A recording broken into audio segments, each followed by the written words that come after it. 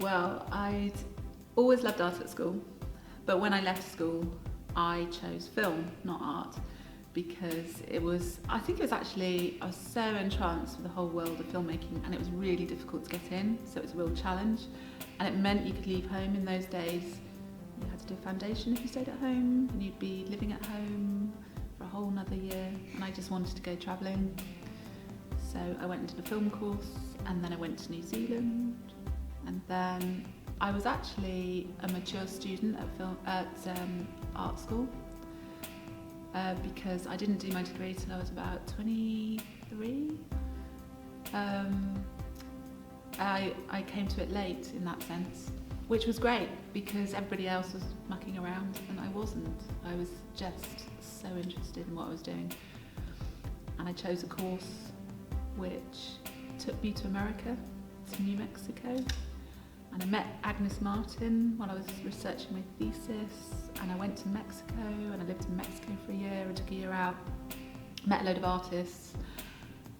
So it was like one amazing thing after another. And that was just the BA. And then did my MA later in Barcelona with Winchester School of Art, which again was just fantastic and involved travelling, which I'd recommend to anyone who is thinking about where should I study. It's like, well, there's a whole world out there. You don't have to stay here.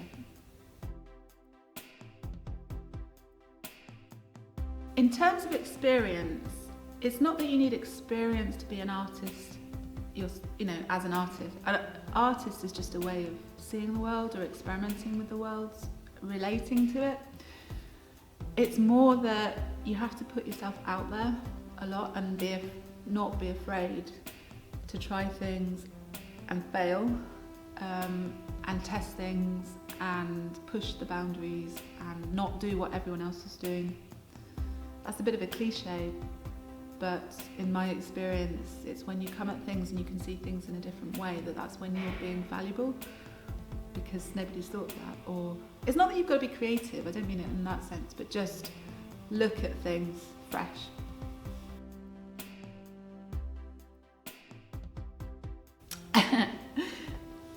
Meeting people all the time who are amazing, people from all walks of life. So when I first thought about being an artist, I was terrified of this art world, which I think was kind of true.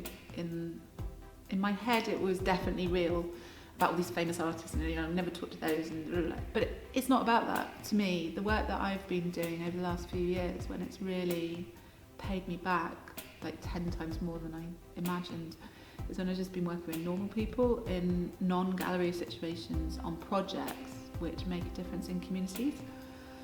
And I don't mean they're community art projects per se, like they're not doing good in the world. They're just people come in and they tell you their stories, and then that feeds into the work, or they become part of the work.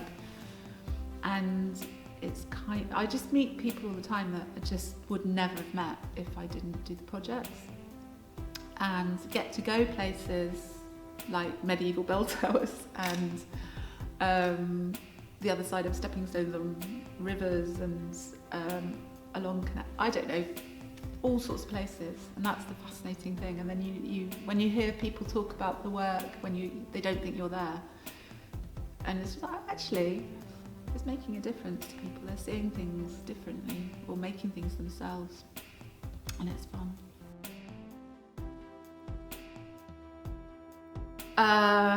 Perseverance with a capital P-E, however you spell perseverance. You need a lot of capital letters actually for that one. I think it's mostly showing up and not giving up. If you think about it, I think there's something like hundreds of thousands of artists in London. Why should they care about you? Well, because we're all individuals and you've all got something unique to say. And if you keep saying it, eventually, I mean, look at me, I'm in my 50s, but only now have I kind of got it. I think a lot of people have a lot easier route in if they know what they're doing. But I didn't. I never thought, even though I've got the degrees and everything, I never really thought I could do it.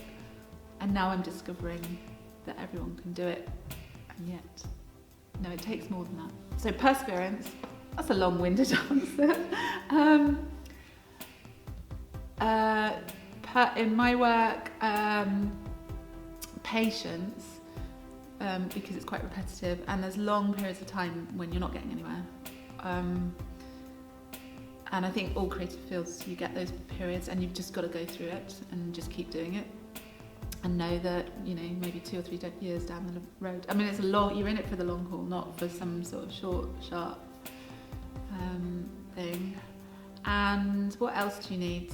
So there's 3 P's, isn't it? Positivity, because sometimes you just think, I'll just go and get a job. It'd be so much easier.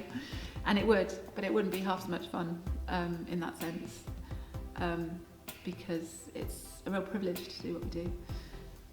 So yeah, I think that's really important as well, to know, not take it like, oh yeah, look at me, but more like, wow, I'm so lucky to be doing this, and it's amazing. Yeah, so I recommend it. If you are even tempted and have that in you to do it, it's not everyone that can follow through and keep doing it. So yeah, it's kind of like, it's important work, because all the other things, you can tick boxes, and they can prove that it works and that it's healthy and that it, you know, but we all know that art, the creative stuff that we all do, is vital to our well-being and to our culture. So we need people to do it and to champion it. Do it. Don't think, just do it. Yeah, I think we're too much in our heads these days, and actually just doing and keep doing is there's something to be said for that.